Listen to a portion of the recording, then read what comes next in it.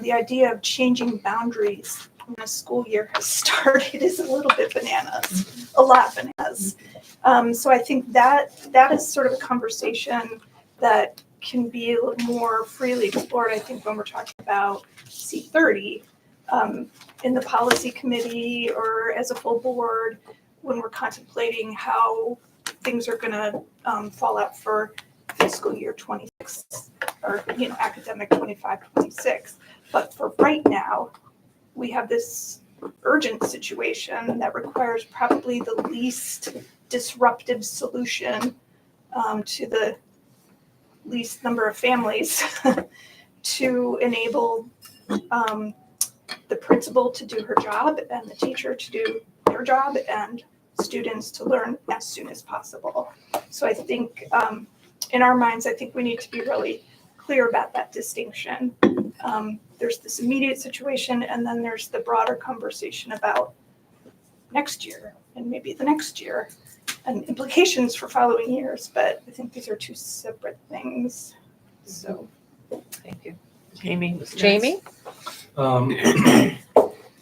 Yeah, I see Mary had this point about these two conversations, and I had some of the same thoughts that Ellie shared as well. Did the current teacher in that class, is that person a person who has historically taught in second grade? So she has historically taught K1, and she I actually see. had these students when in K1. So the K1, second graders, right. It's their third year that they will have been with her, and the first graders have been with her for 1 year already. She also has a master's degree in curriculum and instruction. She's probably one of the most highly skilled professionals we have on staff to handle this kind of an assignment. That's great. And the parents, I wasn't sure if this is Joanna's question or not, but the parents of the K1 folks, do you think they are interested in moving to Salisbury? I have not. You didn't float that. No, because that's not within my power to grant, and the first place to come in my process. We haven't been through this before, but is here.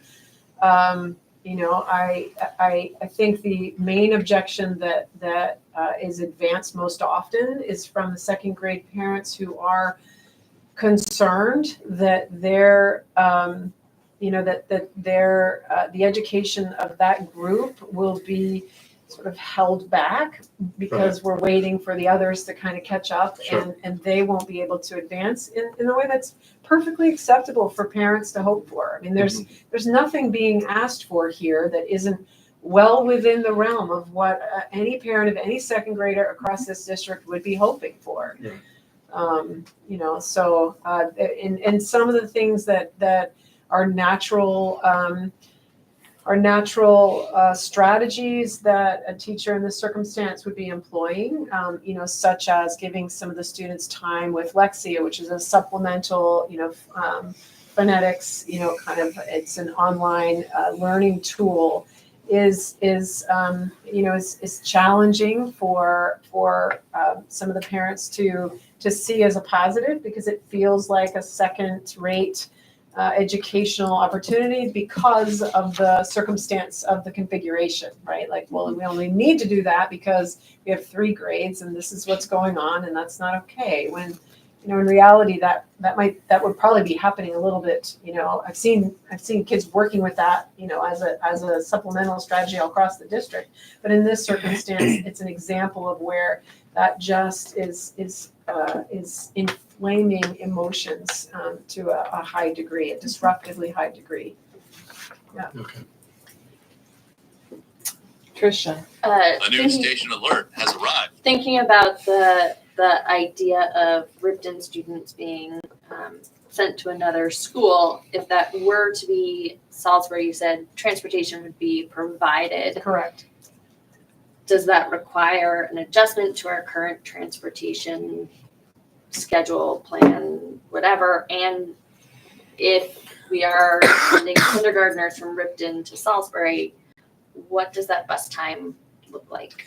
So if this is a direction that the board wants me to explore, which, our website gremlin, sort of oddly, right, Yeah. is helpful here in some direction. If that is something that the board would like me to explore, then I would go ahead and reach out to those families and I would Right. determine, what are the transportation needs, just what does that all look like? And I would have obviously a clear answer. I mean, we've done a little bit of analysis and it doesn't have an impact that is prohibitive. However, we obviously would want to do everything we can to ensure that these children and families, are more than accommodated so that they are, the kids are really supported. You're only 5 once. Yeah. Right, you're Right. only 6 months, and so I think we would want to make sure that this goes well.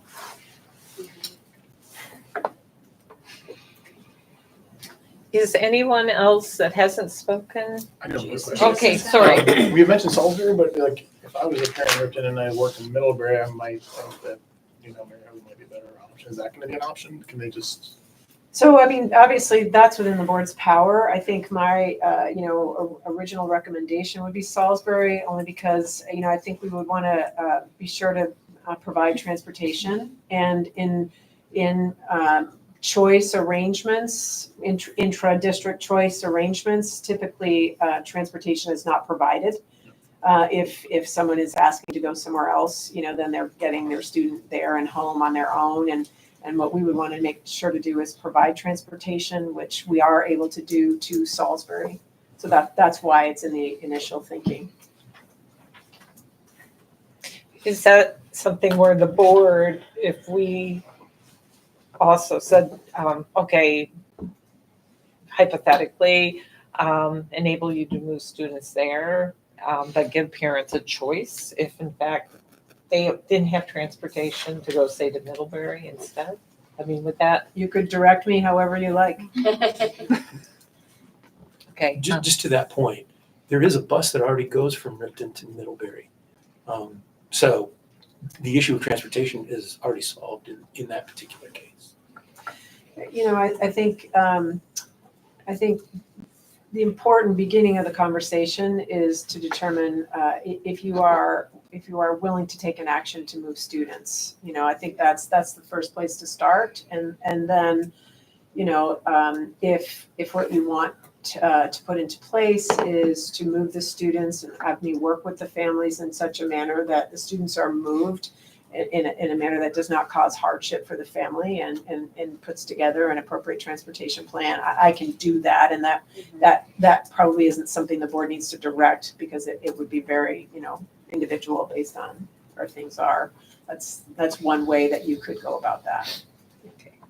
Is, Laura, you haven't had a chance to speak. I don't know. How many siblings are there in not kindergarten, first grade that are connected to kindergarten and first grade? Yeah, I think I followed you. I think I followed you, and I not very many. Okay. So it would not cause an avalanche or create a problem in another grade in a manner that now we've got to deal with that. So no. Chip? It just seems to me that as a board, we have to give the superintendent the greatest flexibility in this emergent situation. I just don't see it any other way. We can argue all the points about moving schools and doing all that, and that's obviously been a very difficult discussion over time, and we're going to not be done with it for a while. However, this is a specific situation that's going to affect potentially 5 or 6 children, and if we're all wanting those kids to have the best opportunity, then it requires a lot of different flexibilities on an emergent situation, not setting a precedent. Be very clear about that. But I think we'd be crazy not to allow the superintendent to have to solve this issue. That's what our job was when we hired her, is to make these tough decisions at times. And before I call on folks that haven't, is there anyone else that hasn't spoken? Helen, I think, is the only one that hasn't Okay. had a chance. Okay, so then I will. Can I say something? Yes, you can. I think I take Chip's point and Mary Heather's. I mean, just to say out loud, this is going to be, I assume it's going to be heartbreaking. Like, just to think about my kids suddenly going to a new school 10 days into the school year with all the anxiety and the concerns that I'm sure they've been processing and having leading up to this point. So I appreciate how hard of a decision this is. And I'm really feeling for the kids, as Brian said, and the families. I agree that this is a separate conversation from C30. I think it would be foolish and irresponsible for us not to seriously engage with C30. We have a lot of elementary school kids across 7 schools. There are some classes that are full to bursting, and there are some classes that are very, very small. And if we don't really engage with how we are providing the superintendent and our excellent administrators more flexibility and families potentially certainly more preparation and more agency in how their kids are able to access a consistent educational experience across the district, then I think we're being really irresponsible. So appreciating that we're not tackling that tonight, but I think this is a crisis that begs the question of when and how quickly we can start to really engage with that work. Okay. So Ellie and then Mary Heather. My thought is something about the social emotional impacts on these children. And I know that we can't really know this now, but I would hope that if we do end up moving these kids to a different school, that we really look into, like, are we going to let them stay at that school to continue their elementary education or not? And consider that, because I think that jerking these kids back and forth to different schools based on our enrollment numbers that year could be really traumatic for those kids in the long run. Mary Heather. I think that point underscores just the urgency of this broader conversation, because this is something that has happened and will continue to happen if the board doesn't address this issue head on. And I agree that, we do have to have like a robust conversation about D6 and C30.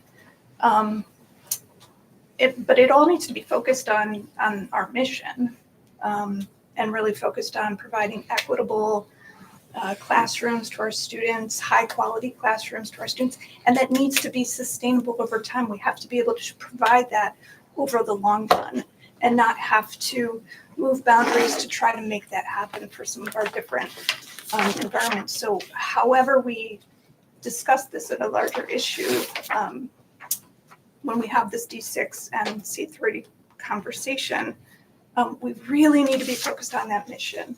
I mean, nobody joins the board wanting to contemplate what we are having to contemplate. And I know prior board members who served with us understood that. Nobody. People from Weybridge and Ripton, who served on the board prior to this current board, understood that. It's a really hard conversation to have, but we have to have it.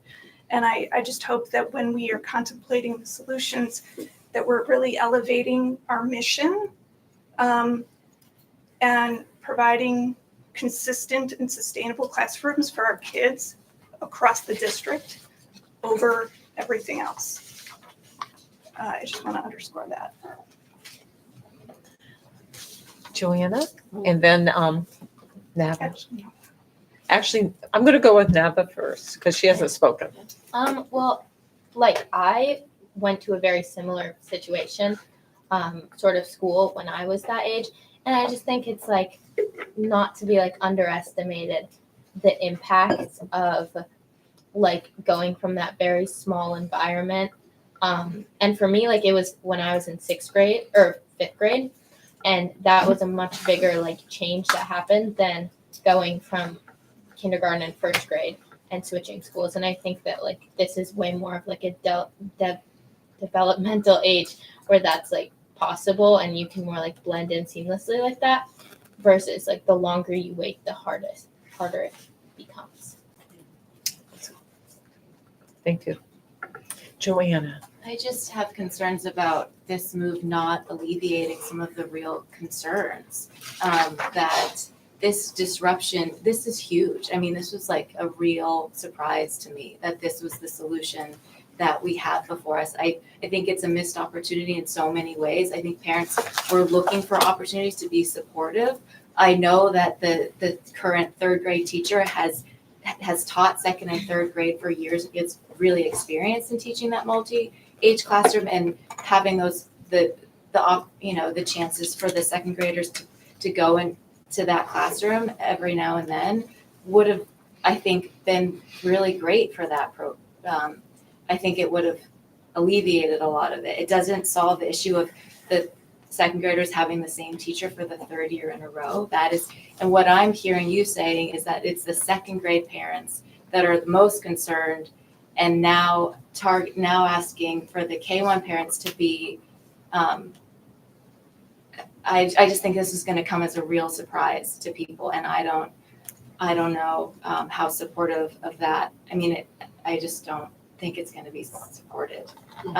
It's because I think exactly what Ellie was saying is, as soon as those kids go to another school, we want to make sure that they continue their experience in another school. So it's essentially saying that no grades like that Ripton's done, like we're closing it, because there's no way we're going to ask those kids to come back. So it doesn't alleviate a lot of concerns, and it's a huge surprise to me. And it does set a precedent.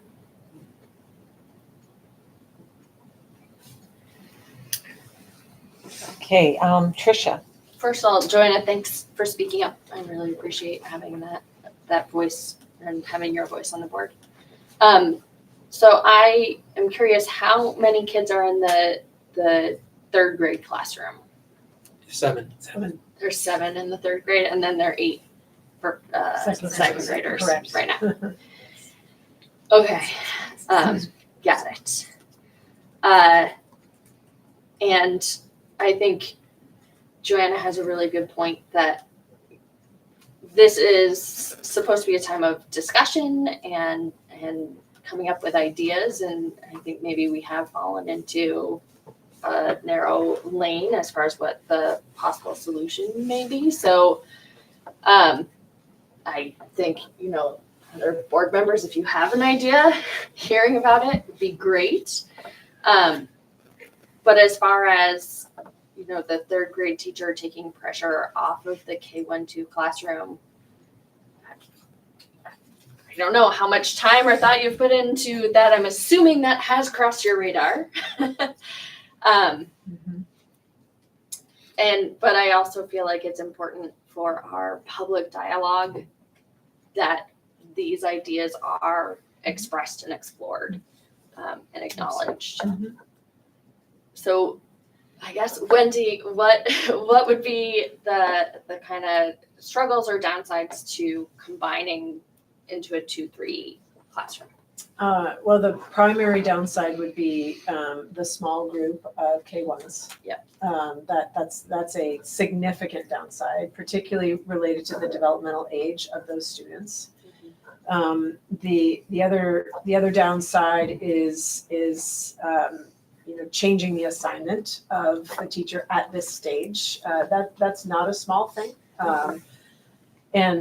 So that's a disruption. And now we're disrupting 15 kids, and that we're changing the second graders to be in a 2-3. And so they've gone from the oldest to the youngest, and we are changing 7 of the third graders as well.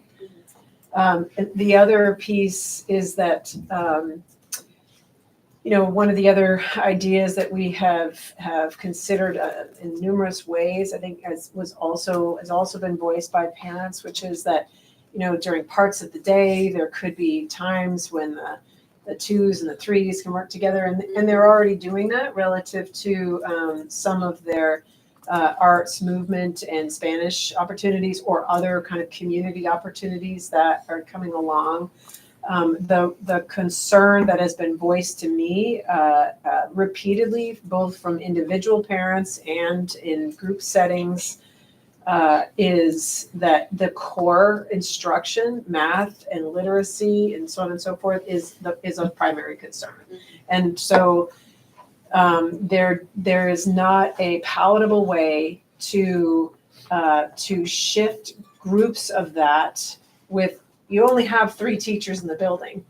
So, you have a 4 or 5 and a 3 and a K1-2. So there's not a palatable way to ensure that all of that instruction takes place in a way that is operationally manageable in a school with a staff of that size. I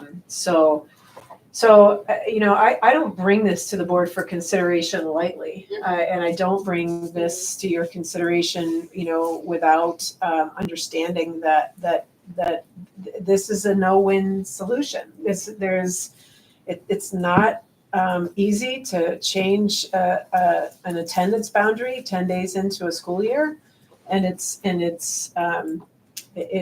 just appears to be unworkable the way that it is right now. And my concern for that is larger than my concern, in terms of moving, and any other operational situation, barring any that come out right now that we have thought of.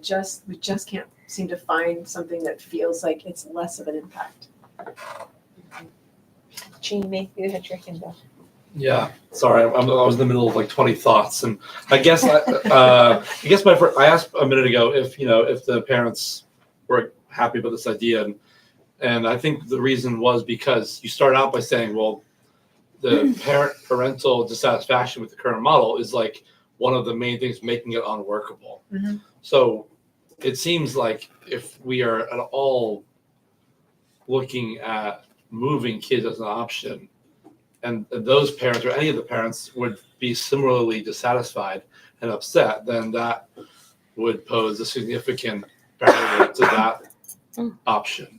And as well, in the same way, their dissatisfaction poses a problem now.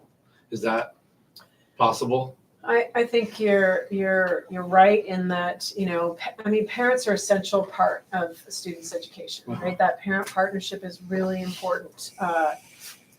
I think, where there would be 2 kindergartners, joining an otherwise class, of 13 or 11, they'd be making 13. And then there are 3 first graders, right? That's a different dynamic, working with parents who are not accepting of a circumstance than when you have, one single class and the overwhelming number of parents of students in that single class are very dissatisfied. And every communication that appears to be coming is about how this is not working. Something else is needed and desired, and this isn't working. And I will tell you, there's an excellent professional in that class. She's very well prepared, and she is doing her level-headed best to put together an excellent educational opportunity under horrifically difficult circumstances. Right. So that kind of dissatisfaction on top of that, when you have, a parent population who doesn't believe that you're up to the task, even though they know you're wonderfully capable, doesn't believe maybe anybody would be up to the task. That is very distracting in your ability to do the already most difficult job in the district. And I think that's what brings it to this place. That's different from having, parents, that are dissatisfied and challenged. And there's I don't know how the kindergartner or first grade parents, how all of them would feel about that. Right. And I certainly can be in touch with them and talk with them about that, as we move forward, if that's your wish. But that's different when that's kind of a dispersed number. Okay. Yeah. Ellen, and then Mary Heather. I'm trying to understand, because I think Jamie's question is a really good one, which is, and we've heard developmentally and from a curriculum standpoint, this is not ideal. No. But I think, to put it more bluntly, I'm trying to understand how much of what we're trying to solve for is parents' concerns, which I hear you have maybe reached a point where the level of partnership that is necessary for any positive educational experience for a classroom is sort of beyond. And how much of it is about what can be achieved through curriculum and developmental work in the classroom. Because I do think that this sets a precedent. I also think that if it's about, I'm worried about two things. One is setting a precedent that if enough parents agitate, if that's what I'm hearing, then any number of things can be modified. And I'm also concerned that the parents in Ripton will receive the message that they've driven this. That something that they may end up being very dissatisfied with will be their fault. So I'm just saying that because I'm trying to understand, like, what are we solving for the most, and how a solution like moving these kids to Salisbury takes care of the most important problems that we're dealing with. So the way I would be answering that is to say that this is a situation in which all of the professionals acknowledge that the parent concerns are valid. We all share them. The idea that we are actually going to provide an equitable educational opportunity for the Ks, the ones, the twos in that 3 grade. I don't want to send the message that it can't happen, but the statistical probability of it is probably fairly low. So I think the concern from the start was that, by putting 3 grades, it is the only place in the district where that's done together, was an inequitable practice in the beginning. I think the thought was, well, if this is where we are, because we don't feel we have a practice that is better, then this is what we will try. In earlier days, in different circumstances, it's been done before in Addison Central, but I think times have changed, and I just I'm not sure that it's really something maybe any parents would be accepting of, no matter what school it was in now. So I think that's the delta. That is what's changed, and there might be many circumstances where parents don't appreciate which teacher their child's placed with, or which curriculum they're working with, or that kind of thing, and those are not normally the types of concerns that would make an operational shift. Certainly not of this nature at all. I think in this instance, because we know it was a precarious circumstance that would only work under certain circumstances, I'm coming to you out of my ethical obligation to say I don't believe it isn't working, and I don't believe I have a path forward to see that it will continue to work.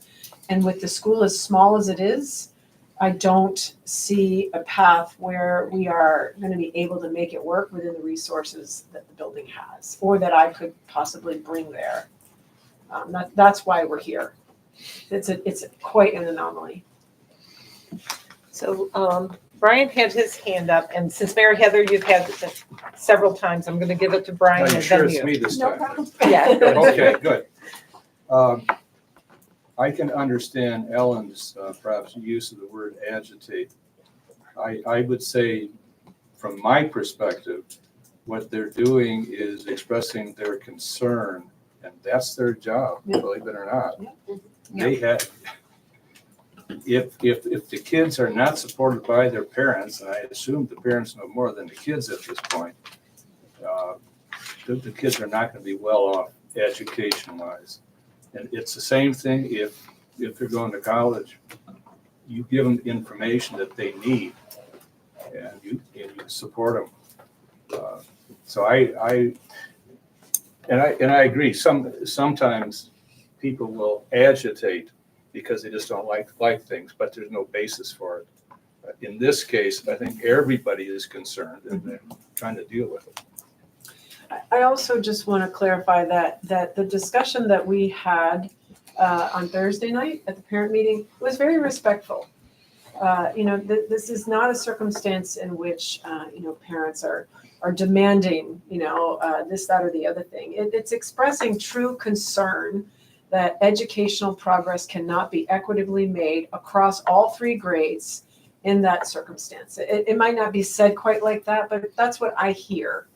And so, this is not a circumstance where it's a sort of a gang up against something. And by the way, true appreciation for the skill and professionalism of the educator that is doing, everything she can to provide, to execute her responsibilities. So that those messages were heard loud and clear in that sense.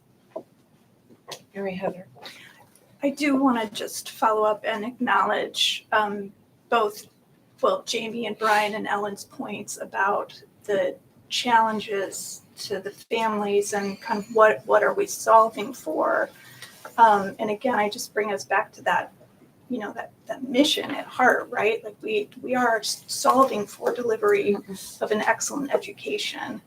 And I personally feel like if we're going to put these K-1 families in this situation and that if we can be flexible to consider, or perhaps instruct Dr. Baker to feel out whether folks would be willing to, would they be more supportive of a resolution if there was some choice as to where they went, recognizing that we might not be able to provide transportation, but that this is just for this one circumstance. This is not a decision that is going to be carried out, from year to year. That conversation is happening with the D6 and the C30 conversation. That is not the conversation we're having right now. The conversation we're having right now is for this immediate concern in Ripton.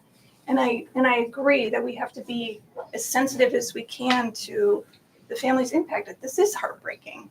And it's also heartbreaking to the professionals in the building. Let's not forget that. I mean, we cannot expect them to try to deliver something to dissatisfy a public and have it go well and have that not eventually feel pretty toxic and untenable. And I think that's what the message that is being delivered by Dr. Baker is that there is not a path forward in this current track. And then the other thing I would say is that the difference between this situation right now, where we have a lot of parents who are concerned about, being developmentally at a second grade level, but in a classroom with K1, 2, is quite different than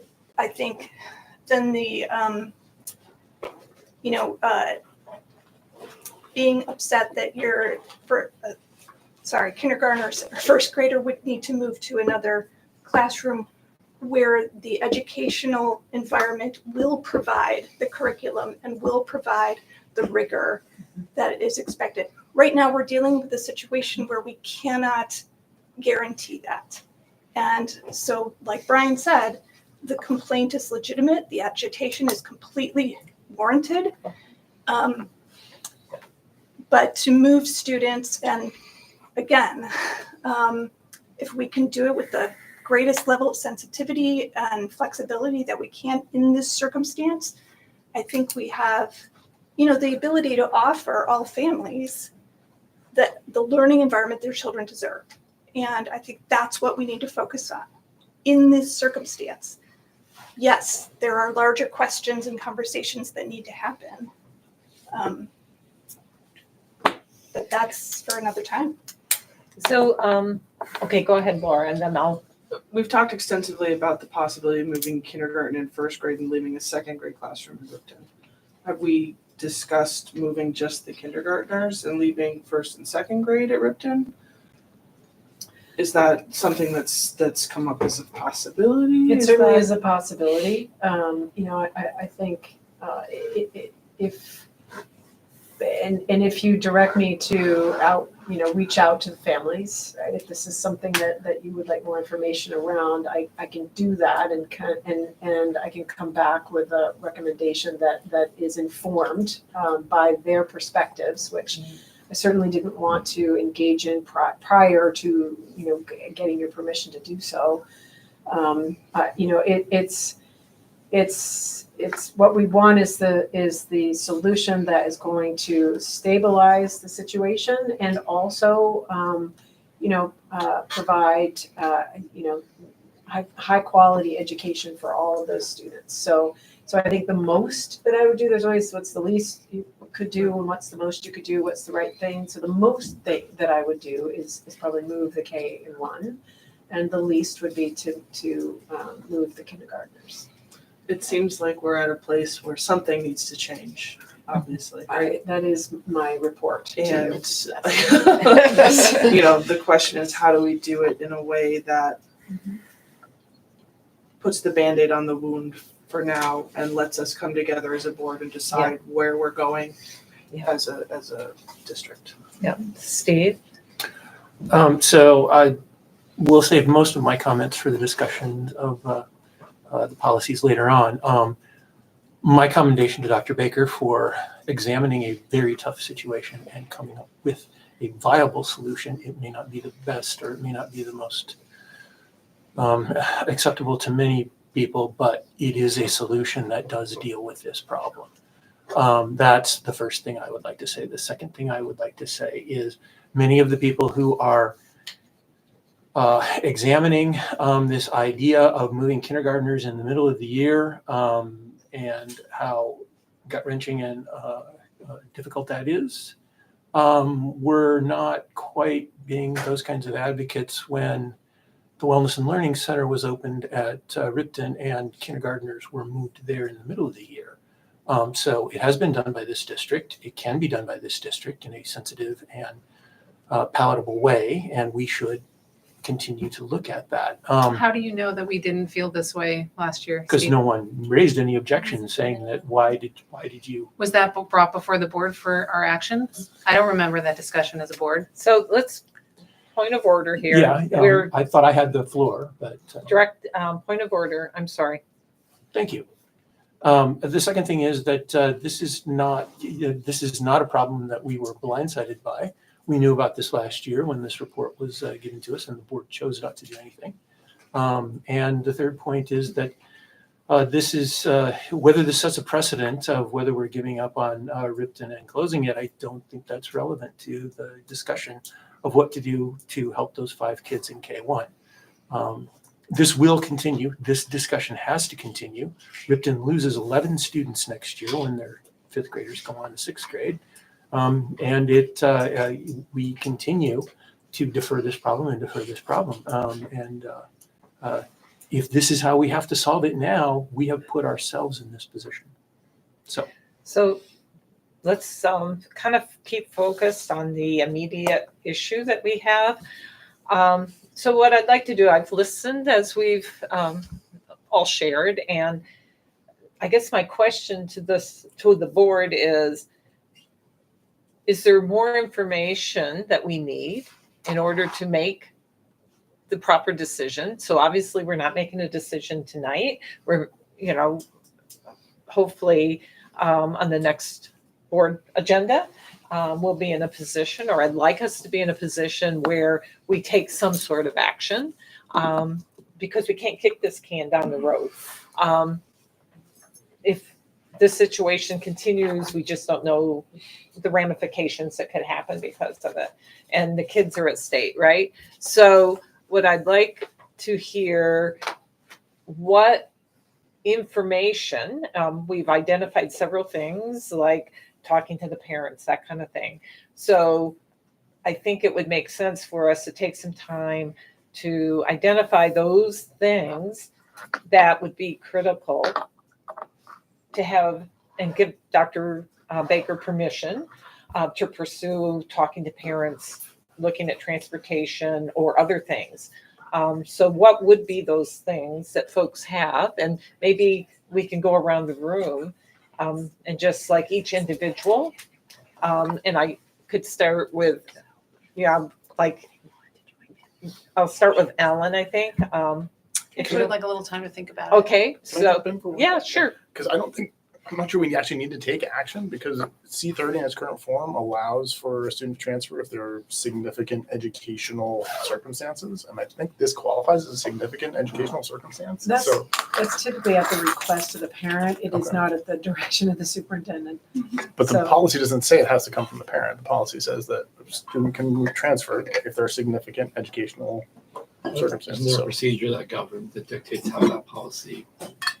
There is, I think the difficulty would be discerning which students to move to alleviate the circumstance, right? There are 13 of them altogether. If we assume they're all experiencing a challenge, not just those that have been vocal, then I don't have clarity as to how to go about that in any way that feels equitable or fair or in alignment with the policy guidance that's there. Okay, so why don't we then start, would you, Joanna, be willing to start? You know, what kind, I think we've named a lot of information already that Dr. Baker should gather. right, so at this point, we haven't directed her to do that, we've just talked about it. So what I'd like to do is have a list of things. These are the things that we, as a board, would like her to investigate. Yeah, it'd be great to have a punch list, actually. A punch for the list. minutes. I have a point. Okay, so I was just going to go around the room, but if it's more comfortable, I'll just call on people as they raise their hands. Is that more comfortable? Yep. Okay, so Brian and then Ally. Wendy, have the parents that would be involved, I guess in the two grades, have they gotten together in discussions between themselves? Some. Some, okay. That would be my recommendation is if you can get them together to talk and have them work out that, hey, we don't like it necessarily, but this is the best thing that we can do for their education, and try to get that into them to say, okay, yeah, let's at least try it to see how things would work out. So what is the best, I'm not quite sure. So I'm hearing you say that if it's possible to get a consensus, that's preferable. Right, but I would like the parents to discuss this amongst themselves in a group, not just from one school, but from the two classes that are involved. Those parents get together and talk. can you be specific? Yeah. Salisbury parents and Ripton parents. That's where the exchange is going to be. I think what's giving me a little bit of pause, Brian, is I'm hesitant to put a parent in a situation of representing the needs of their 5-year-old in a situation with someone else who, right, might be difficult. So Challenging at least. I'm trying to, I hear what's particularly important, and I'm thinking that whatever conversations I'm having, getting a sense as to the degree to which there is, this is going to be a good match, if you will. Sure. And a supportive match is important, so that the students are not yet seeing another circumstance that's I'll uncomfortable. definitely buy that. Okay. Thank you, Brian. Ellie. Yeah, my wonderings are around the classes at Salisbury and the kids coming in. I would want you to look into like, are they on IEPs? Do they need one-on-one supports? Those kind of things, or other special supports. And does Salisbury going to need additional staff or resources to be able to support those students in their classrooms? And also any other siblings that would be coming. Because I know one of those other upper classes is mixed and already up over 20 students. And so that could be a problem if, there's 3 more kids that go to that classroom too. Okay, Chip, I and go then next, but Ellen. whatever. Yeah. I Go for think it would be helpful just to know more, and I assume this is going to be a point of discussion with the parents, Wendy, about why a configuration of 5 in a combined class is impossible or unfathomable, as you said it. To Ellie's point earlier about knowing that there's a grade at Salisbury that has 6 kids, but I think that's combined. And we've talked a lot about sort of the curriculum and developmental limitations or flaws in the current configuration, but I think similarly having discussion or explanation of why the 5 kids in K-1 and keeping those kids at Ripton would also feel like not progress, not a better solution at all. It requires another teacher. Well, it may or may not. I think one of the things that is a big difference from Salisbury, for example, that has a 5th grade of 6, is that the 5th graders are developmentally an entirely different stage, and they're able to access curriculum in a very different way. They're, the K1s are a big part of what is woven through every aspect of curriculum at the kindergarten and 1st grade level is social and emotional development, right? Building a community, being part of a group, and determining how to do that, whether it's, you're the old adage, you're moving in a group from point A to point B, or you're sharing ideas in groups, you're waiting your turn, you're developing ideas together. And the widespread thought among educational professionals is that's too small. That is not a viable number at that age. So that's helpful. A little clarification.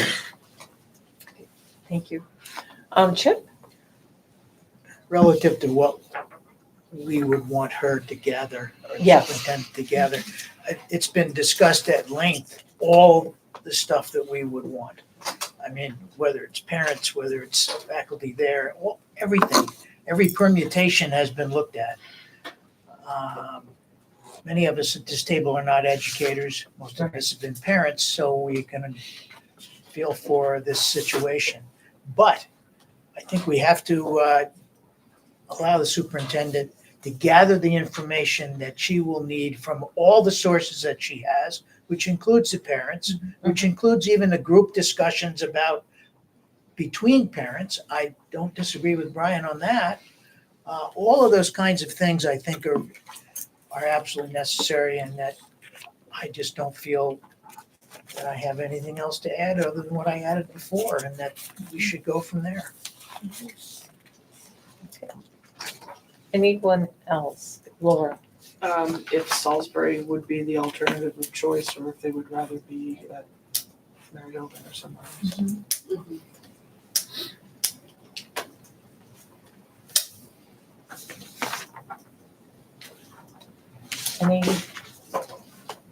Anything else, folks? Said most of it. Yeah. From bus routes to parents, to parental input, to social emotional learning and the pedagogy for those kids. I mean, if you're thinking of moving, it's better to do it at the beginning of the school year rather than Right. partway Right. through, like halfway through it or 3/4 of the way through it when those Right. friendships are already starting to form strong bonds. Yeah. The classroom teacher impact too. Good point, yeah. So what I'm hearing, and correct me if I'm wrong, what this board would like really to do is to empower Dr. Baker to really pursue these questions and any others that she might come up with, right? That would help make this decision, and to actually now approach the parents and talk to them. And of course, I'm sure other things will come up during that dialogue. Is everyone, did I summarize that okay? Doing that and also talking with the teachers at Salisbury and whatnot, I mean, that becomes a public conversation, right? Yes. And so as long as we're all on the same page that that's the appropriate next Right. step, I'm very happy to engage in that.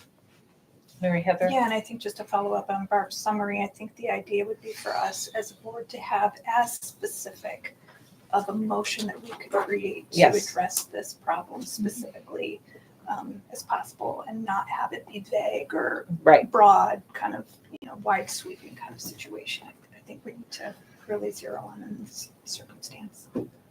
But I Suzanne. also think for our public, where we had said that tonight, because of the lack of warrant documents online, that we were not taking any action. So this is just a fact-finding Yep, mission. it is. We aren't asking is. for any hard fact hardcore decisions made. No, no. Because we can't make those. Right.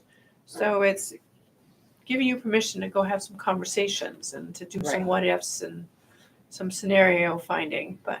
Right. Just so that people, whoever was on at the beginning heard us say we could not take any action. So I don't want them to think that we're underhandedly No. taking an action. Yeah. We're just giving some, we need more information to have this conversation. And I think it's fair to say that the board wants to disrupt as few students as possible, or as few families as possible in this whole ordeal.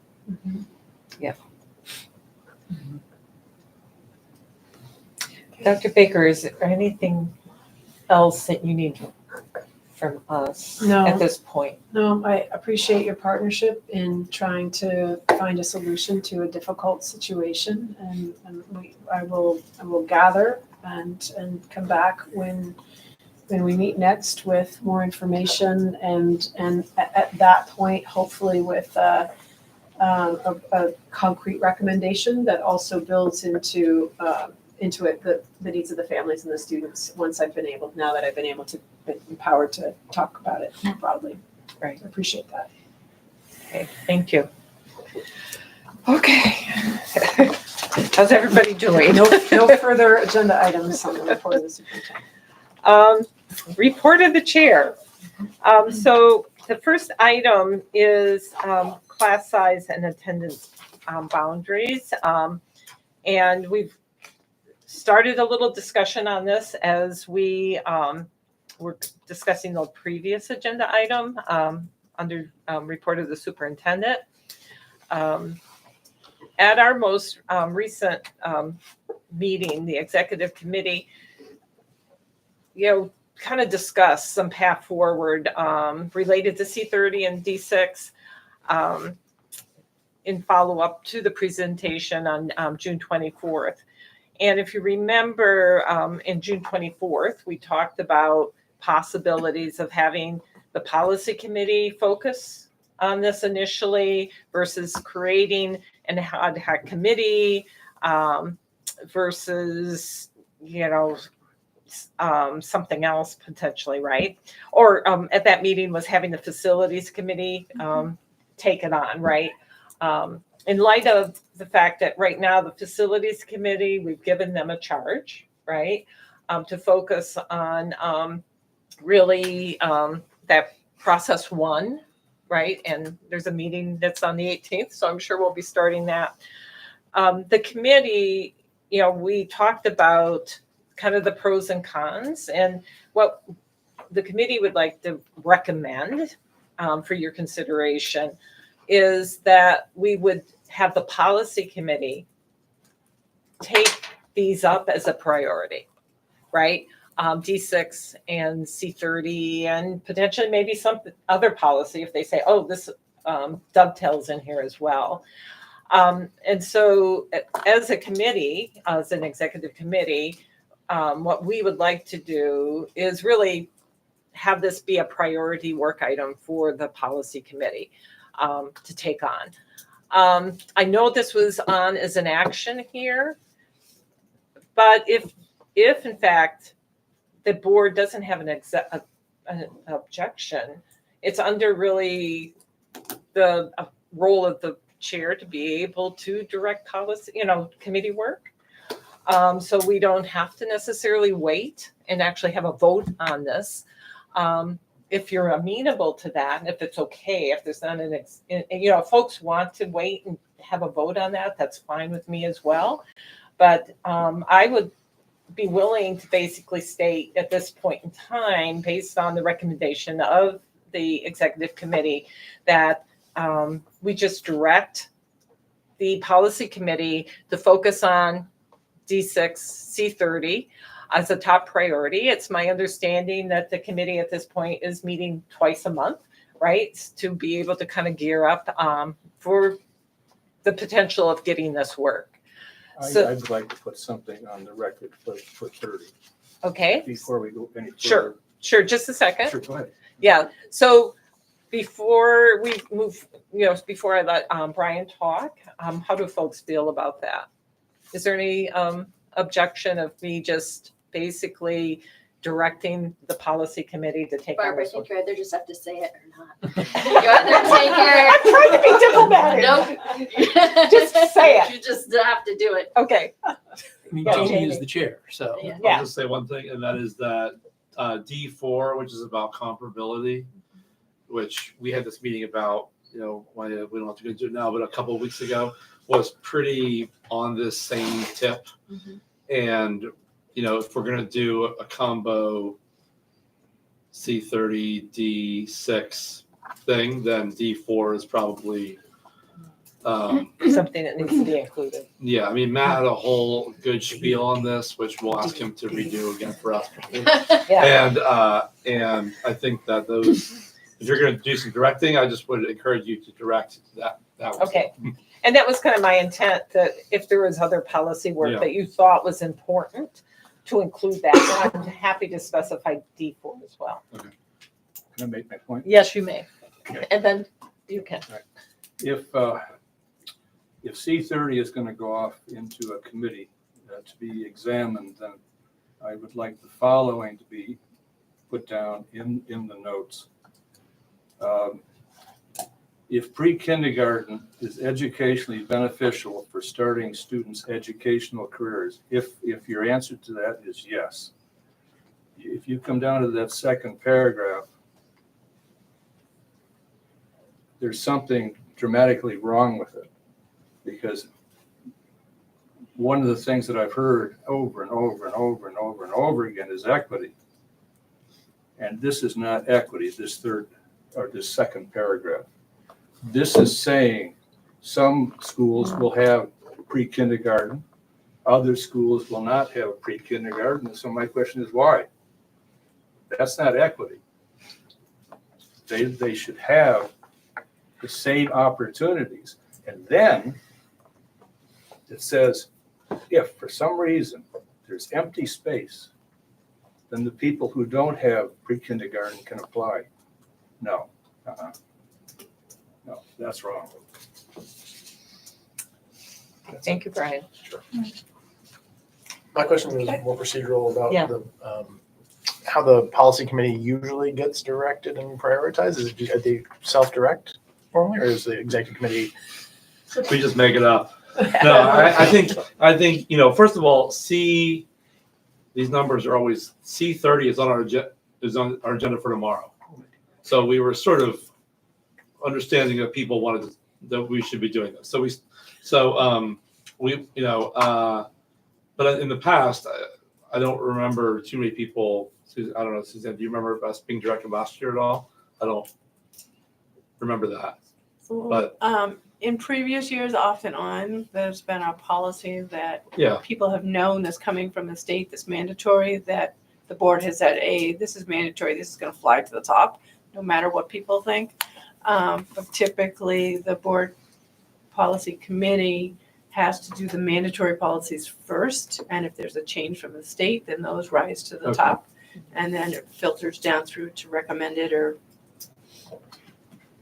I guess the one other thing I'll say about this is that, as far as I know, VSBA doesn't have much guidance on this particular issue, school residents. the school residence thing.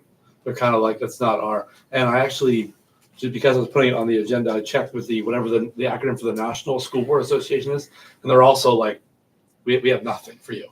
And so I think that a lot of our deliberation on this will probably be a lot of, we'll say what we did in our committee and thought about and discussed, and then you'll tell us what I don't know how it would work, but I'm saying often we have go into a policy, a VSBA thing or something else to really go on.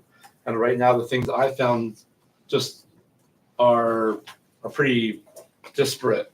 Mm-hmm. Some are really good, but they're not like what we usually use to make policy. And I imagine that this process will involve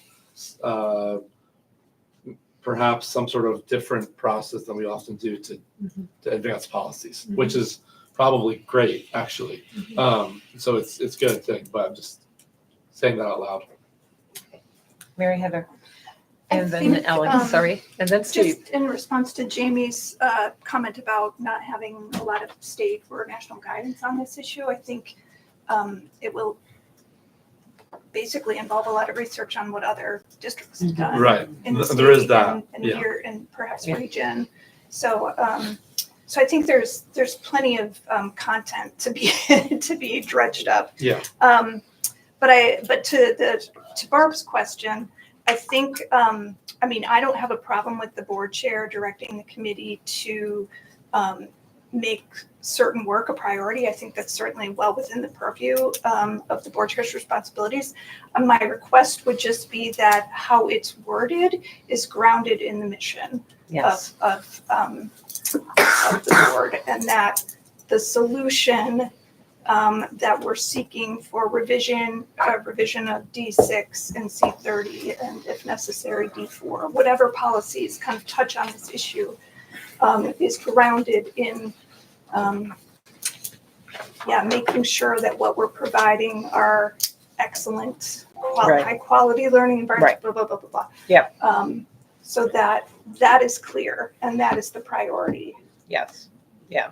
And I actually have this from the executive committee meeting, I copied it here, is grounding it in the district mission, which was actually what Dr. Baker emphasized in our meeting, to provide high quality, equitable, and varied learning environments that inspire a passion for learning and growth among our students.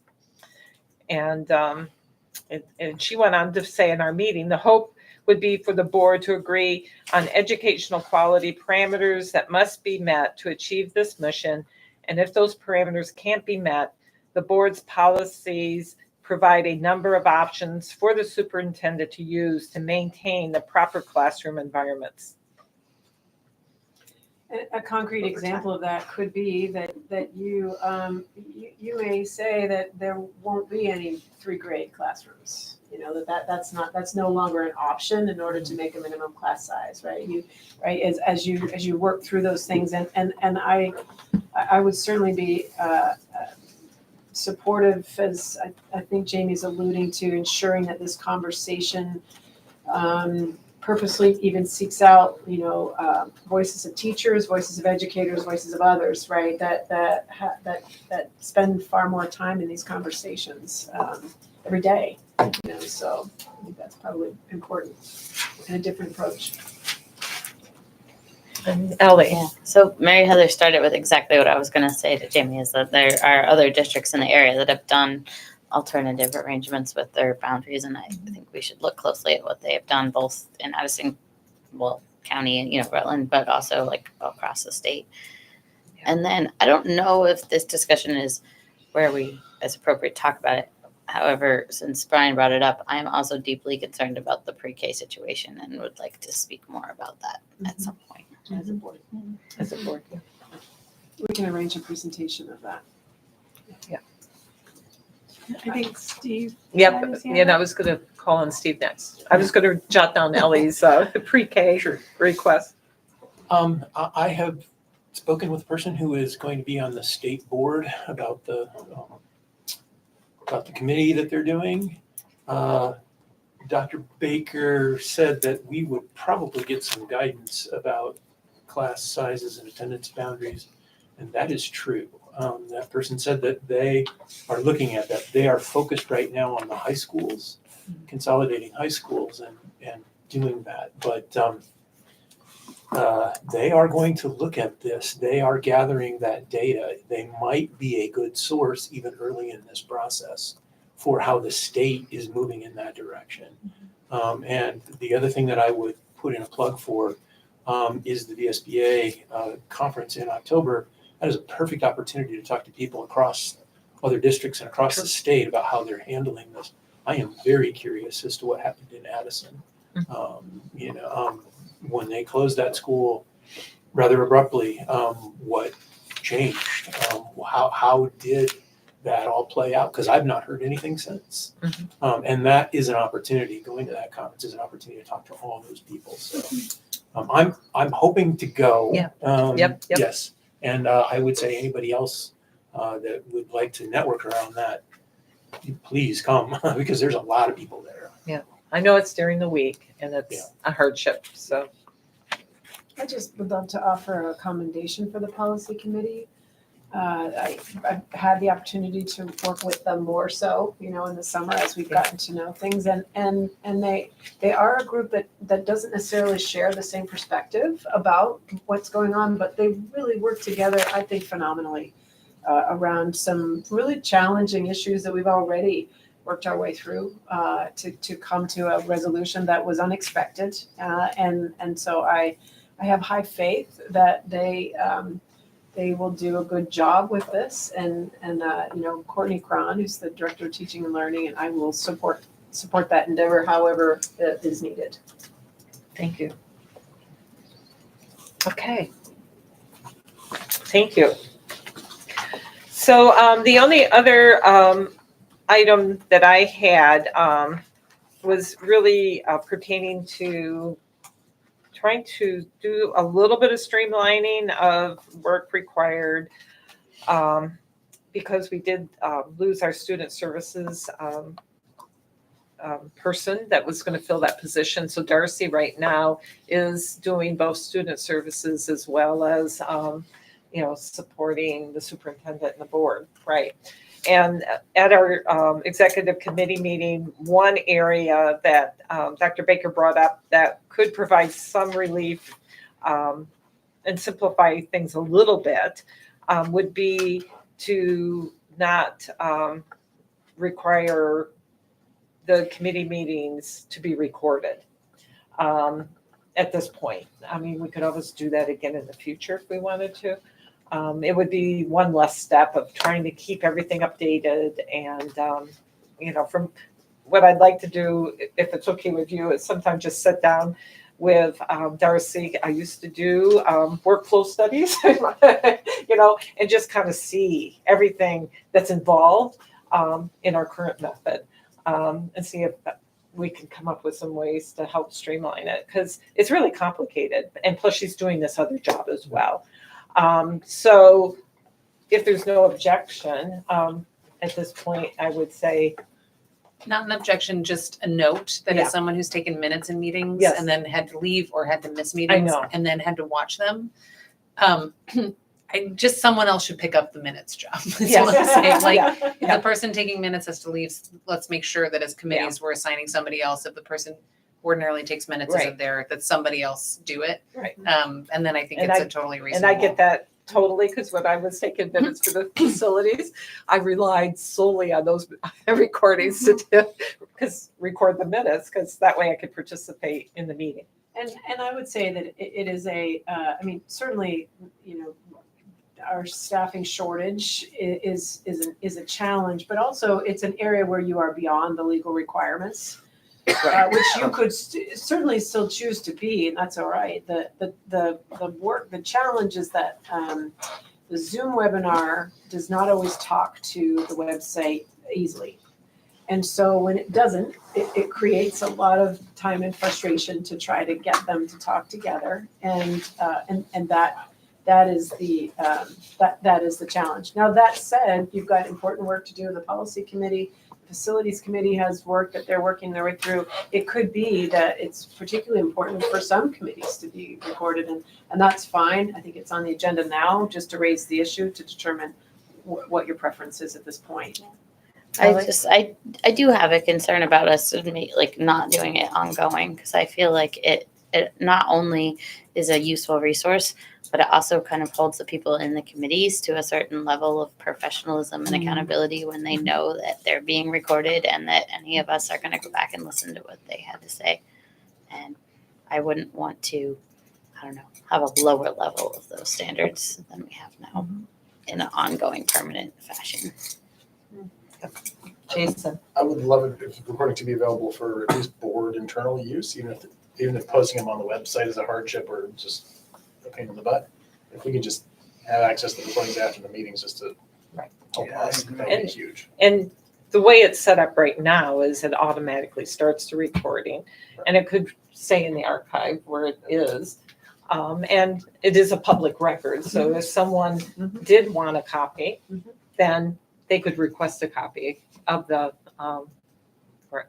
of the recording. So that would alleviate the hardship. It is Yeah. not the recording of it itself, that's fine. It's just, Yeah. it's the posting to the Yeah. website, that's the problem. Pushing it into Board Pack or, into archives is not a problem at all. Yeah.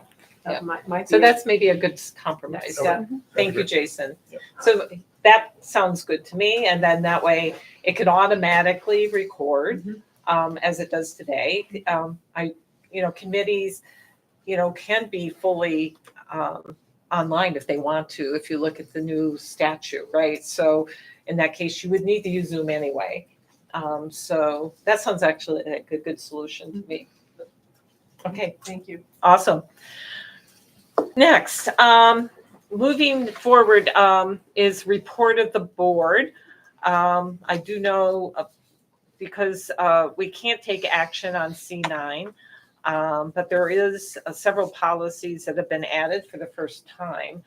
So what I'd like to do is turn it over to Jamie at this point, if you want to say anything, or if in fact people have questions on these policies that were in your board pack materials. Sure. C9, you saw it before. You sent it back to us because there was a question about the second paragraph, which reads the revisions, goals, and blah, blah, blah. This policy will be developed in consultation with parents, students, a group of people, essentially.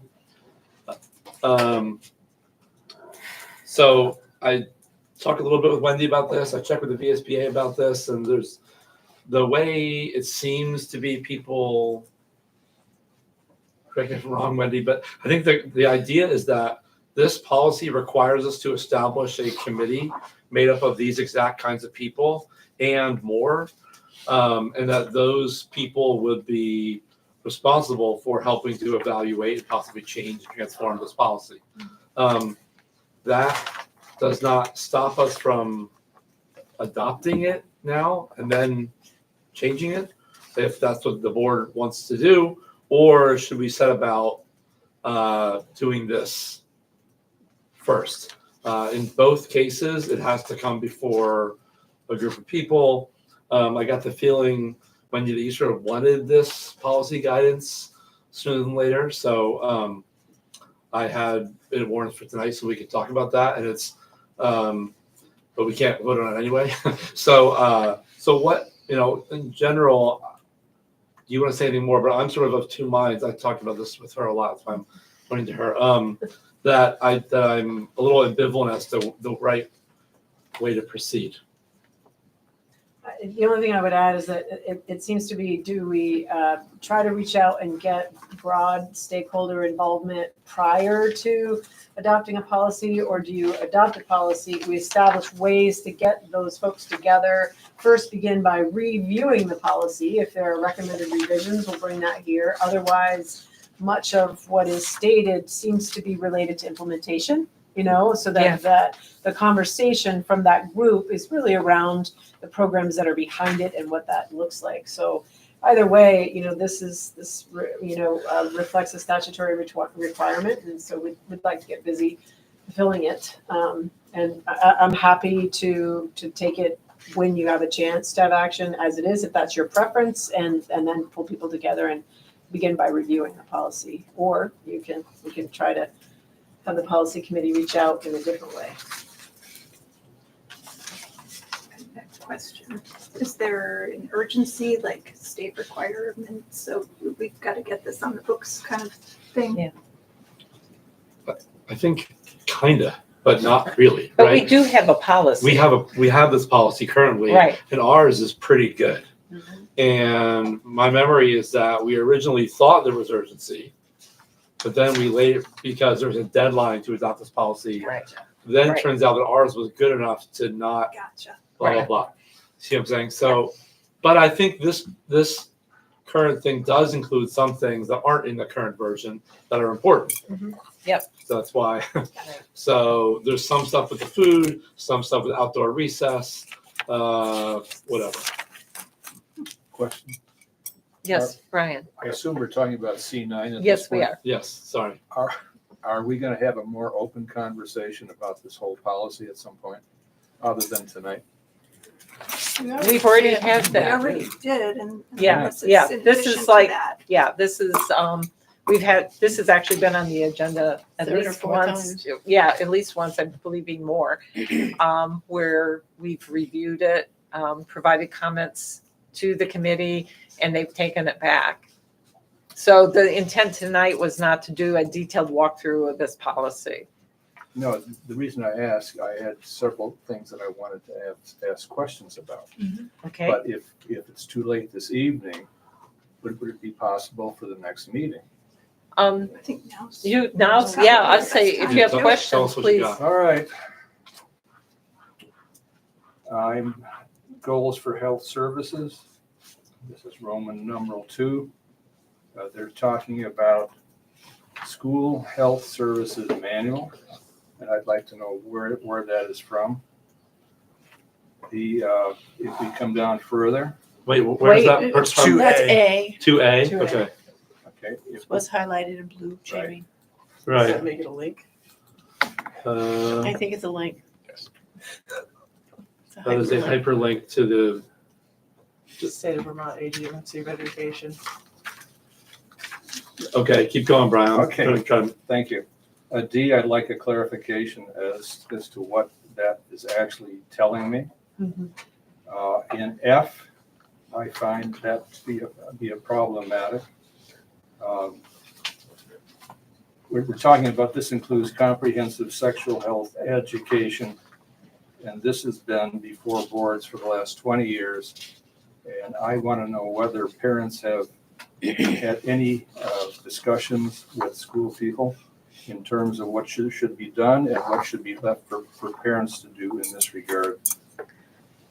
Under counseling, psychological and social services, they're talking about, I think in A, referrals to outside agencies will be made as appropriate. And once again, where does it say after we have contacted the parents to make sure that that's what they would go for anyway? I don't see that, and I don't know whether it's left out on purpose or not. Roman numeral 4. I want to know what it means safe.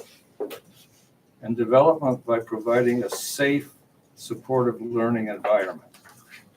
You know, what are these steps going to be that will make it safe? So those are a few. And then we have Roman numeral 6, employee wellness. It speaks of a comprehensive school employee wellness approach. I've never heard of it. I've never seen it. And I don't know anybody here on the board who has seen it. It'd be nice to know what that means. In 7, family engagement. I want to know what that word engagement means. School staff are committed to making families feel welcome, engaging families in a variety of meaningful ways, and sustaining family engagement. I don't know what that means. It's just one of those vague general terms that, it could mean almost anything. I want to know specifically what we're talking about here. So that's enough for tonight. Don't save them, Brian. I mean, keep them coming. Yeah. So this is actually, this is good. Thank you. Out of an abundance of caution, we warned this for tomorrow anyway. One, curious if people had comments. So this is good, and we can discuss it. If you have anything else, Brian, you might as well just tell us now. But All right. I'll just say one thing is that, and I don't know the answers to all these questions, but some of them seem like they may be procedural. Like engagement, I believe, has like a definition, right? Like has like a thing that, like, are you doing family engagement? Well, like, you know, and I'm not an expert on that or what that means exactly, but I bet there are people who are. And so I'm not sure this policy is going to spell the process by which that happens out, I It think. shouldn't. It's not supposed to. But but if we need clarity on it, it can come somewhere. Right. So a policy is then followed by a procedure. So In the adoption of this policy, there's a whole manual that the state made for how to adopt this policy, basically, and I think there's a procedural component. I have to go look at it, but. right. I also think it points to 16 administrative responsibilities. The first one is the superintendent or designee will convene a local wellness team that includes many of the stakeholders that you're talking about, Brian, and Okay. works through this and determines, I think, probably some of the very questions you're Great. asking. Right. They're good questions. So I you know, think the parents would thank you for that. Yeah. Right. Yeah, I guess that this is the heart of the problem. Like these questions that you're raising, Brian, are interesting. I don't know off the top, any of the answers, and I don't know that we will figure out the answers in a meeting. So, some of them are probably the job of this committee, which will involve Yes. other experts Right. and blah blah blah, Right. which is the point of this policy. Exactly. So what? Exactly. Yeah. Exactly. So Right. I guess wondering if we should just do that, focus on doing that, which is in the policy, rather than our committee trying to answer. And these are very good questions, but trying to answer them, because I'm not sure we will be successful or even do a good job at it. Jamie, I understand what you're saying. Thank you. Yeah. Okay. I also think that there could be some substantive costs associated with this policy implementation, and so I think this will be something that will be an updated conversation after we are Mhm. able to come together and have a sense as to what we're actually talking about and how we're envisioning those things here, and exactly what the operational nature of the manual looks like based on where we are right now and some of those things. So I think this will be probably an ongoing report item as we're finding those things out. And just to recap what I think I heard, I think what I heard you say, Jamie, and please correct me if I heard you incorrectly, is to go forward with the policy and then adopt the policy and then form this team that will then put the meat on the bone, so to speak, and really understand what that is, because this enables that to happen, by passing the policy.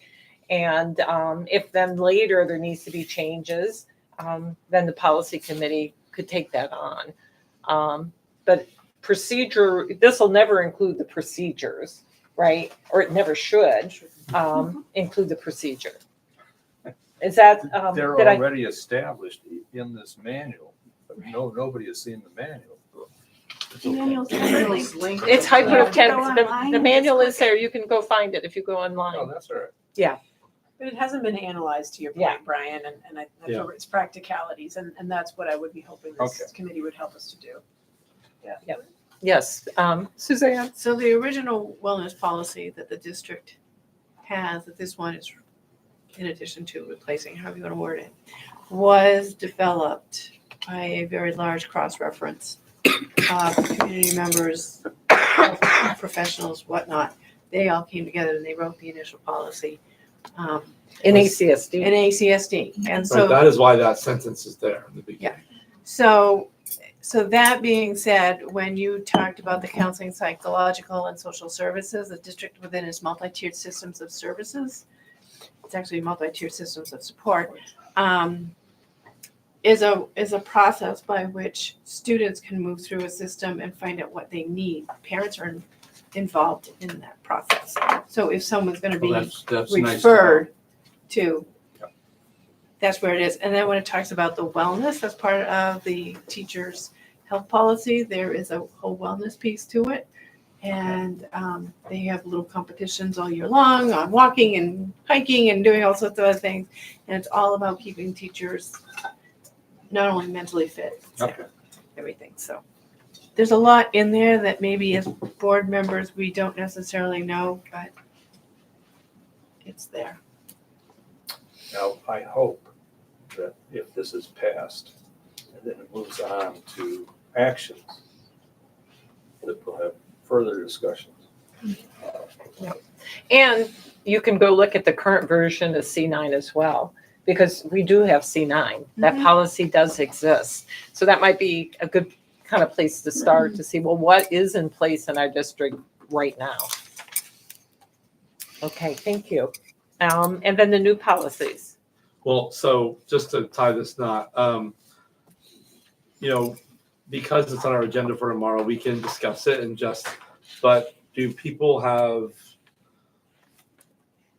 what do people think about the order of operations of advancing this policy again and saying, yes, we accept it, adopt, and then move forward with this committee? Or do we want to convene the committee first and then? No, No. policy first on the Policy committee. first. Okay. Policy Then first. committee. Yep, Okay. thank you. The next one, the new one today is A5. A5 had no VSBA mirror. This policy basically talks about how we as board members interact with one another, how we conduct ourselves in public. It seemed pretty straightforward. I added this sentence in blue, which should not have quotes in it. I don't know why it has quotes in it, to be honest. It's not taken from somewhere, but so I will take those quotes out but it just stresses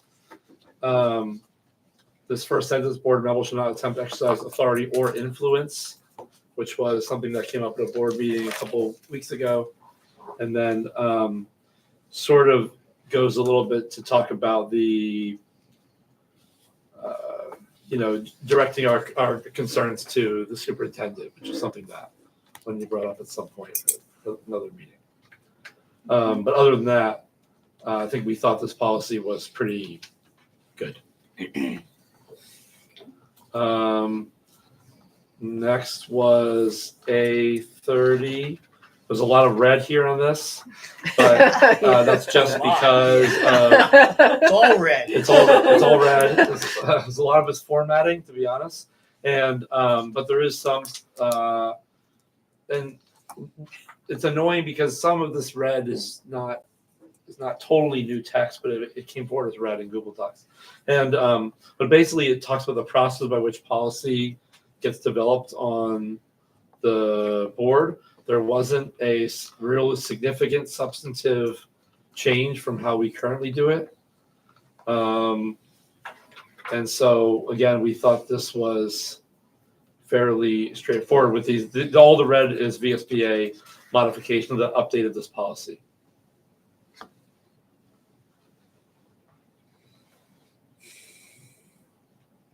I'll just keep going. And then the final one I think for tonight is There's two more. Oh yeah, right. E20. So this was kind of this is the second time you've seen this one actually. E20 is interesting. This determines how our school buildings get used by the public, or if at all.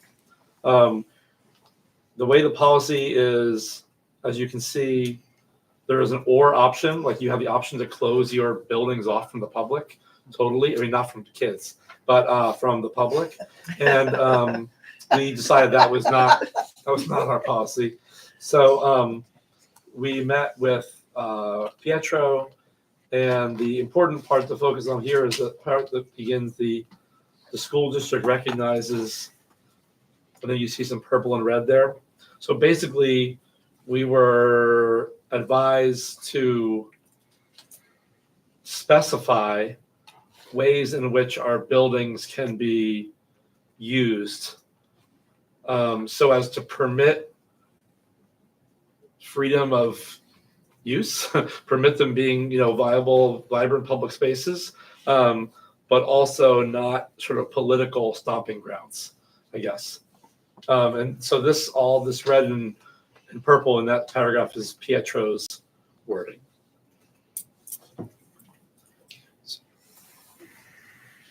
If anyone has any, we did deliberate quite a long time about this, and we felt like we were pretty careful, and Pietro was like, here's what you have to say. So we just said that. Anyway, okay, so that's one. And then there's two more. It was basically like 5 hours of meetings distilled into one sentence. Yeah. Essentially. F1, required travel reimbursement. This is just how we pay people for travel reimbursement. It's not, it just needed to be updated, so we want to update it. And then finally, is that it? That's it? Yep, that's it. Okay. Any questions on any of the policies that Jamie, the policy committee just introduced for us to review? Yes, Jason. E20, the 5-hour paragraph there. If you read it, it means like an organization cannot hold a meeting in a district building unless it's related to athletics, recreation, training, or government operations. Yes, Yeah. That's correct.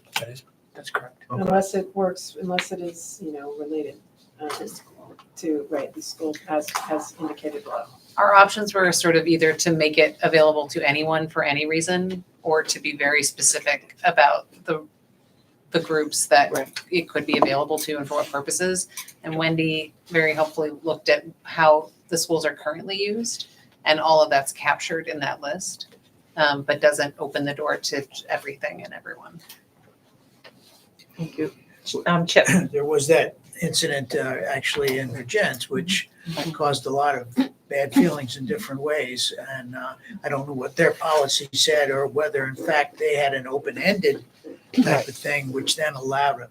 This is sort of the same thing as we talked about the flag, okay? Back a few years ago. And it's a touchy issue because, you might want some groups to use it, but if you do that, how are you going to keep groups that you don't want to use it from using it? Right. And taking the public flack that comes from that, which is what happened at Virgins, from what I can see. So It's I would much rather have it be limited by what the committee came up with. The way it's written now, there was a brief moment of comic relief in this long process, which was to say that sort of extremist political organization cannot hold a meeting at a school, but they can play basketball. Yes. Yes. They can hold a basketball game. We can't stop them from doing that, but they can do anything else. Or they can start a basketball league. Sort of basketball league, And then yeah. they can play basketball. So anyway, that's where, and this policy is, to Chip's point, is exactly a response to the Virginia situation which you're referring to, and this policy was obviously combed through by the legal folks quite significantly. Thank you. So we feel this one's pretty good. Because actually this policy is new. The existing policy that all districts use was a VSBA one. When the stuff hit the fan, they took down the VSBA one and then reauthorized a new one. You're right. Yep. So our current policy, just so everyone's aware, says that groups meeting our ACSD mission can use our building. And that is basically unconstitutional. Does not pass.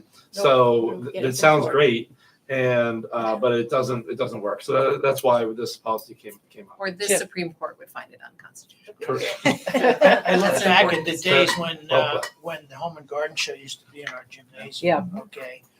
Now the Home and Garden Show could have had vendors or had whatevers that did not meet some parts of whatever. It could be political and everything else. So in actual fact, the way this policy is written, that type of a situation wouldn't occur in this building. Which I think is okay. Yeah. Never thinking about it in the old days, but yet in fact, that was a trap if Right. it could happen. It is now anyway. Oh, Jamie, just a quick clarification where it says government training. Does that mean that like the armed forces or something, when they come in and set up a table, they could still come in? I think that's what I think we were like the fire department does fire safety, Right. and so they can still do that. The town And meeting. And town meetings. Town meeting Town is a big meetings, one. right? Yeah. Right. I will also, just to put a fine point on it, the VSBA suggested policy was very open-ended. And the committee with Wendy and Pietro's really helpful guidance tried to find a solution that is constitutional, but also not completely open to everything, so. And not saying you can't do it at all. Right. So it's a good compromise. Any other questions to Jamie or the committee? Thank you. Next up is the communication and engagement. Oh, yes, lovely. Hey, you guys. Just wanted to give you a heads up that I will be distributing a board member sign up for ACSD outreach tables with a major caveat that of the 9 schools in our district, 6 of them are having their back to school night this Thursday. So hopefully a lot of you guys have Thursday night open. Sorry, I'm in Springfield, Mass. I am also in Springfield, Mass. Hey. So what time do they usually start? They, 5:30 and yeah, 6, 5:15, 6, 6:30, 6, 5:30. Yeah. Yep. That being said, I was able to attend the Ripton Elementary School night with PTO, Parents thank night, you, yeah. with Wendy. Friends of Ripton. And my understanding is that Wendy, you are continuing your tour of the schools in a similar fashion, and has very generously offered to create an opportunity in those events for the school board to have a presence. So even if we are not able to man all of these back to school nights, we still have a method for touching base with the schools. And I will say, it was very well received to have Tricia at the meeting. There were actually some confusing elements of what the board's policies were. And so she was actually able to be of service in that respect. And I think, she was able to really engage in some meaningful conversation, and sort of understand more about what was so very valued by everyone about the Ripton School and kind of where they are and what they're facing. And the feedback that I've had from people who attended that meeting was that they very much appreciated having you there. So it may be a more viable way to connect with the community actually. Anyway, than yeah, what you're working through. exactly. Trying to entice them over with candy. Hey, whatever works. children come. Yes. And Ellie? I have a question for Tricia about the tables. Are you you're asking for board members to come and sit at the table like throughout the duration of the time and kind of answer questions and stuff? So we did this last year. So this is going to require a quick turnaround between Mary, Heather, and I to put together some packets for those of you who sign up for evenings. But yes, it was mainly being a friendly, welcoming, smiling face, and encouraging public to ask any questions of us that they might have. Right. With the reminder to us that we cannot speak with the voice of the board when we're outside of the Right. However, clarifying information that is already out there is absolutely within our purview. So, like, for parents that are going to be there already, do we need to not sign up because we're going to be walking around the school and seeing the school as part of the thing, or would there be space for both? Well, I think I would say put down your name and in parentheses also parent. If you're the only person who might be able to make an appearance that night, then I think having someone there for a little bit is better than not at all. Is that okay with you, Wendy? Just to your earlier advice about like being parents and also school board members and wearing both hats, you think that that's like an okay mix on a night? Yeah. I think, successful school districts have active board members. I mean, you're the only ones who can communicate with the community as fellow community members in that respect. So I think just establishing the board's interest in hearing, thoughts from the community about whatever they're thinking about, and just being available. I don't think anything bad can come of that. If there are grievances or gripes that you receive, how to manage those. But I just think it's good to be just available and communicate that the board is of service. Yeah. However, whatever form you do that in. And from experience, having done it last year, it's not like you get people saying, "Oh wow, thank you for being here." You might get a question or two, but it's not been very taxing, really. Yeah. I do agree with Wendy. I think actually attending with you these other I think that's a events would great opportunity. I Yeah. really do. Yeah. Mary Heather. I guess just to follow up on that, what we can do is add to the sign-up sheet and have two sort of boxes, one for PTO tour. That's a great And idea. another one just for back to school nights. Yeah. And populate it if you can.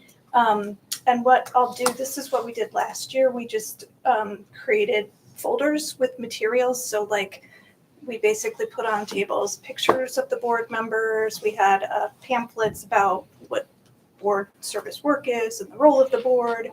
We can request Emily's pocket ACSD strategic plan stuff. That's a good idea. Just a couple of other materials that folks can pick up, and like note cards for questions or whatever that people can bring back to the board. So even if you are there for a moment and you just set up the table, that might be helpful. Right. So I'll just plan to like create folders and then leave them at district office and Suzanne. if you sign up. So question, are all of our parent groups called like Friends of, No. Friends of?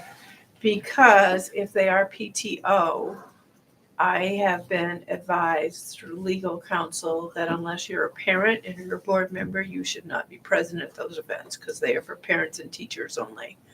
Which is why, so when I'm going, I'm an invited guest, and they know that I'm bringing friends, that are coming along with me, similar to the way that we did the facilities tours, in that sense.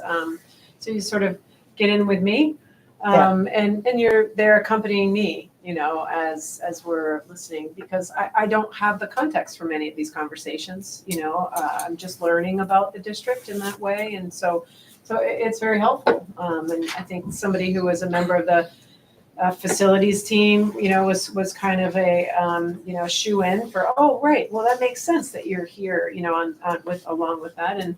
And communication and engagement, is the committee that you have. So hearing, the ways that people are engaged or what they're communicating, what that looks like, seems like a very natural piece. Yeah. So in this instance, it seems I think okay. it's good. Work in partnership. Yep. Anything else, Tricia? That was it for tonight. Okay, thank you. At this point, we're on to public comment, and at this time it's for any comment, any topic. And again, we need to limit it to 3 minutes. And again, I would like to make a reminder that the purpose is not to discuss teachers, principals, personnel kinds of issues, right? So if there is anyone in the room or online that would like to make a public comment, you can raise your hand now and I'll bring you in. Okay, Mary? Hi, Mary Salazar of Weybridge. Nice to see you all. Sorry I missed the earlier meeting this school year. First day of school, my kids took priority. Quickly, I have comments on a lot of things. You guys talked about a lot of important things tonight. One, just quickly, I wanted to mention on E20, and I'll try to bring this up with the policy committee tomorrow, but from my read of this, I wonder, as a community member, whether I would be allowed to host a CPAC meeting in this library, and whether our friends of Weybridge Elementary would be able to meet at Weybridge. It doesn't seem like it would fit. So maybe there needs to be a definition of recreation. Whether Weybridge could hold their town picnic at and other like potlucks and things like that aren't quite, I don't know what recreation means, I guess. And CPAC certainly isn't recreation. We're doing important business. So I just wanted to raise that. That's not clear to me, and it seems like that would be a big concern.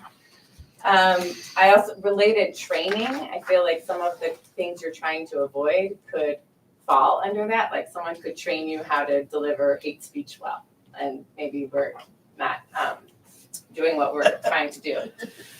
The other thing I just wanted to highlight, I was really concerned. I did object. My objection doesn't matter to the idea of not posting recordings of subcommittee meetings. Wendy might not have this background, but others in this room do, that we heard some very despicable comments from board members about other board members and other community members by listening to those meetings.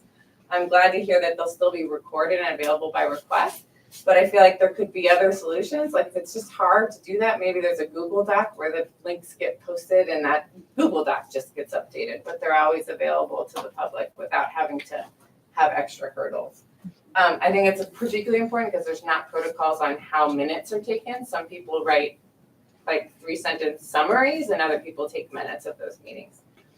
The other thing I just wanted to mention, my reading of that policy C9 and the involvement of community members and stakeholders is different than what you all agreed.